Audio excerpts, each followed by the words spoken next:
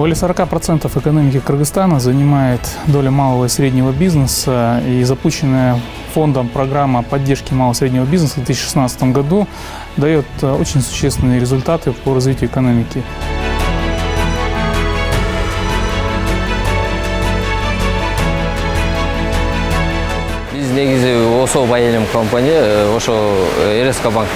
На кредитные деньги мы закупили новое оборудование. За час мы можем переработать до 1 тонны сырья. 75–80% уходит на экспорт. Компания имеет собственную торгово-производственную площадь.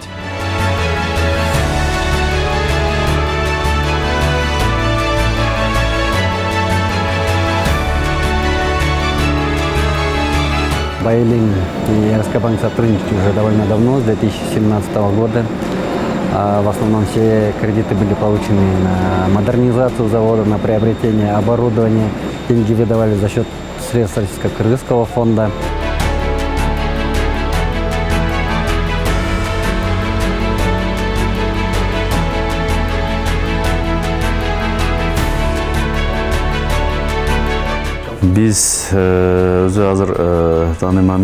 Мы открылись в 2010 году под брендом Татымал.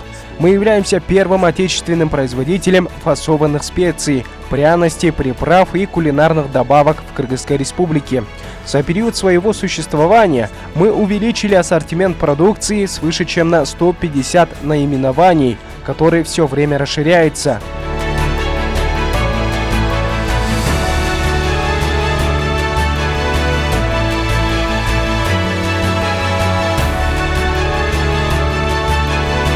Всего с начала работы фонда профинансировано 1850 проектов в сфере сельского хозяйства на сумму более 44 миллионов долларов США. Проекты, которые мы посмотрели, смогли за прошедший период стать устойчивыми. Более того, развить новые направления. Я считаю, что это хорошие результаты деятельности.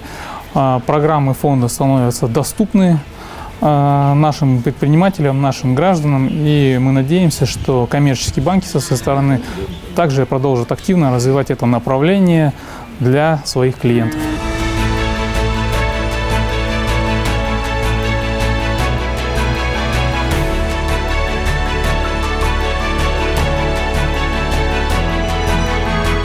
Учитывая большую значимость малого и среднего бизнеса для развития экономики и создания новых рабочих мест, фонд принял важное стратегическое решение утвердить новую программу поддержки малого и среднего бизнеса, о которой мы объявим в ближайшее время.